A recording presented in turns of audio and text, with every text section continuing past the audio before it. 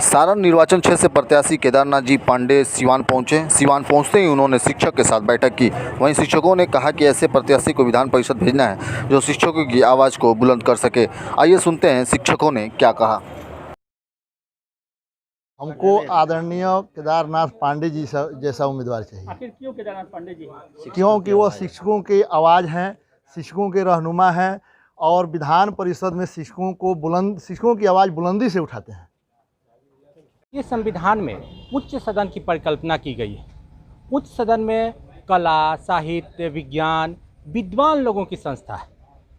लोकसभा और विधानसभा यह आम लोगों के लिए बना और राज्यसभा और विधान परिषद में रॉयल लोगों के लिए, जैसे कोई विद्वान हो, कोई लेखक हो, कोई कलाकार हो, समाज या देश चलाने के लिए ऐसे लोगों की ज़रूरत होती है। बड़ी सारे लोग चुनाव मैदान में जी हाँ, वही मैं कह रहा हूँ कि विधान परिषद के चुनाव में ऐसा कैंडिडेट हो जो विद्वान हो। आपके नजर में कौन विद्वान है, क्या लगता है? नाम लेकर कौन इस टाइप मैंने कैसा चाहिए? देखिए, सारण स्नातक निर्वाचन क्षेत्र में बहुत सारे उम्मीदवार हैं, परंतु श्री केदारनाथ पांडे जी विद्वान हैं। सदन उनसे सुशोभित है। 18 सालों का कार्यकाल देखिए। जब भी सदन में बोलने के लिए उठते हैं, पूरा सदन उनकी बात को ध्यान से सुनता है।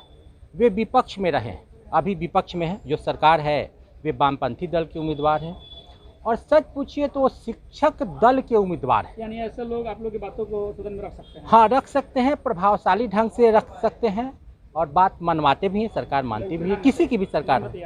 मेरा नाम हुआ जितेंद्र वर्मा। सबसे बड़ी बात है कि जनतंत्र में शिक्षकों का प्रतिनिधि तो अन्य प्रतिनिधि से अलग होना चाहिए।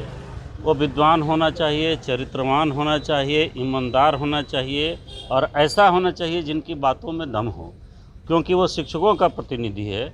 ऐसा प्रतिनिधि हम चुन लें जिसको शिक्षा इतिहास के विषय में जानकारी नहीं हो, तो फिर जो भारतवर्ष में स्वतंत्रता प्राप्ति के पूर्व और स्वतंत्रता प्राप्ति के बाद शिक्षाई सुधार के लिए विविध आयोग गठित हुए, समितियां गठित हुई, किसकी क्या अनुशंसा है, सरकारें कितना लागू कर पाई, कितना नहीं लागू कर पाई, इस सब का लेखा जोखा जो नहीं प्रस्तुत कर पाएगा। आप लोग उम्मीदवार चाह रहे हैं? तो हम यही चाह रहे हैं कि हमारी बातों को शिक्षा के इतिहास के परिप्रेक्ष्य में जो दबावपूर्वक लागू करे, शिक्षक हित की बात करे, शिक्षा हित की बात करे, छात्र हित की बात करे और सबसे बड़ी जो पारदर्शी हो। सर, जो हमारी मांगों को, जैसे मैं खुद एक नियोजित शिक्षक हूं, तो हमारी मांगों को सदन में बड़े तरीके से रखें और हमारी सरकार के पास जो हमारी जो सुविधाएं कम मिल रही हैं उसको सरकार के पास अच्छे प्लेटफॉर्म के थ्रू द्वारा उनको वो हमारा मैसेज उनको दे सकें।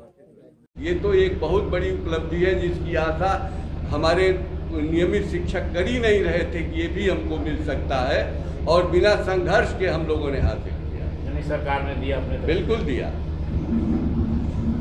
कई स्कूलों में आज भी प्राचार्य और प्रधानाचार्यों की समस्या है। जो नियोजित शिक्षक हैं वही वहाँ प्रधानाचार्य के रूप में सेवा दे रहे हैं। राजनीतिक अखाड़े के रूप में विद्यालय जो है वो परिवर्तित होते जा रहे हैं। इसको रोकने के लिए आपने क्या कुछ किया? हाँ, इसको रोकने के लिए अभी जो सेवा शर्तिमावली बनी है उसमें ये बात तय हुई है कि अब जो नए शिक्षक हैं जिनको आप नियोजित कर रहे हैं, यही हेडमास्टर के पद पर प्रमोट होंगे। इनकी वरीयता सूची बनेगी और इनको हेडमास्टर के पद पर प्रमोट किया जाएगा। हम लोगों की योजना है कि 2021 में ऐसे 9000 विद्यालय जो राज्य में हैं उनमें नियोजित शिक्षकों को प्रधानाध्यापक के पद पे पहुंचाया जाए। उनको प्रधानाध्यापक का वेतनमान मिले, पद और वेतनमान दोनों उनको प्राप्त हो और ये अखाड़ेबाजी बंद हो। आपकी जीत में राजद के घोषणा पत्र का कितना फायदा मिलेगा? ये सब राजद के घोषणा पत्र से मेरा मतलब नहीं है और मैं इसका विश्लेषण भी नहीं करता कि हमको कितना फायदा मिलेगा नहीं मिलेगा। लेकिन मुझे प्रसन्नता इस बात की है कि राजद ने अपने घोषणा पत्र में इस बात को शामिल किया। हमारा एजेंडा अगर कोई पॉलिटिकल पार्टी ले रही है तो हमको खुशी है।